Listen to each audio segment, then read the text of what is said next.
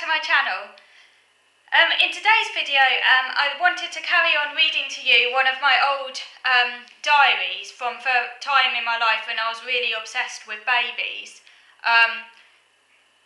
Special interests, if you're autistic you'll know exactly what I'm on about, but they've always been very much in my life. Like, I've always got very interested in things, sometimes a bit too much, where literally that's the only topic, the only thing that matters in my life, and I will have put a lot of energy and a lot of focus and passion into that interest. Obviously my interests have changed throughout my life. I'm no longer obsessed with babies.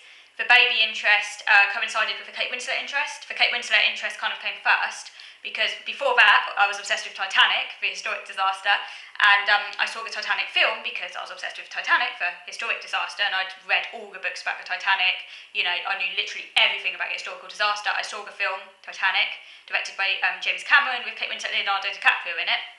I got absolutely obsessed with Kate Winslet. I fell in love with her. She was the most beautifulest person ever.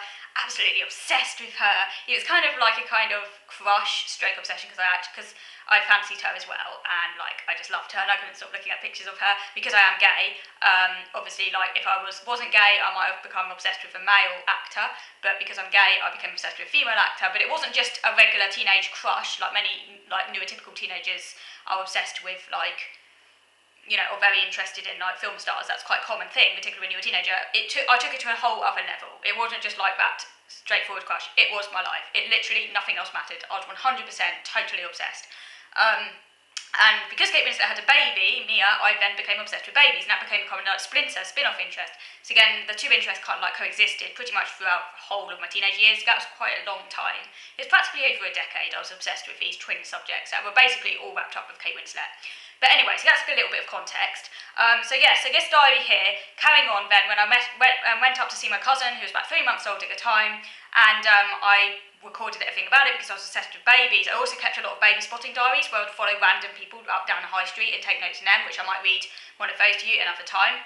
So I'm going to carry on from where I left off last time then, just to give you a little bit of insight into this strong interest. So here we go.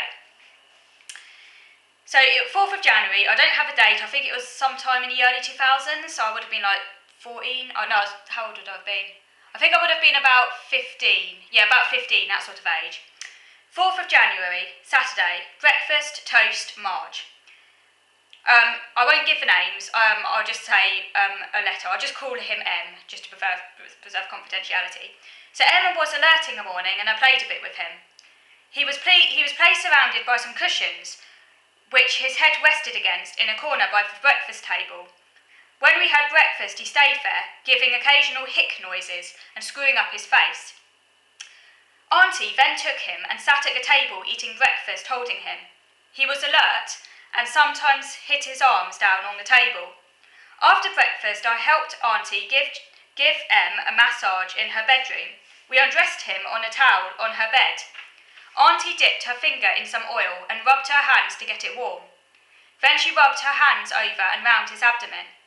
Then she got one of his chubby legs with lots of folds at the top, creases, and pulled down it firmly but gently, like pulling a rope down to the foot. I did the other leg. We then did the same thing with the arms. I did one arm, she did the other. Nice chubby smooth arms. Auntie then turned M over on his tummy and massaged his fleshy little baby buttocks. While on his tummy, M managed to hold his head up for a few secs, but he got a bit frettish, so we turned him back on his back. M weed. Some wee came out while Auntie massaged him. Soon he was... M wee. Some wee came out of his penis while Auntie massaged him. Again, I'll just say it as it is. That's how it works. I'll write it down, Soon he was shimmering with oil. He liked having his buttocks rubbed while lying on his back. He then got a bit upset, crying a bit, so we dressed him. I helped do the poppers in navy blue cotton dungarees with a picture of Tigger on them and a sleep suit, or something underneath. We then went for a little walk. Grandpa stayed at home. We just walked to the car cleaning place or petrol place shop to get the Guardian for Grandpa, which is literally about 10 minutes away, 15 minutes if you walk slowly. Auntie still has to walk quite slowly because of her cesarean scar, which is still not completely healed. When we came back, When he was alert, was laid on the sofa. I walked my fingers up him, incy-wincy spider, and prodded his nose. Then, the doorbell rang, and in came Uncle M, Auntie M, and M. I was still with M, but then Auntie M and M came over to look at him. M had a slight cough. It very slightly bothered me, but I stayed put and tried not to let it get to me. Uncle had no cough-cold, neither did Uncle held M very briefly. Auntie handed M over. Uncle M said he does not like babies. He even said he did not like as babies.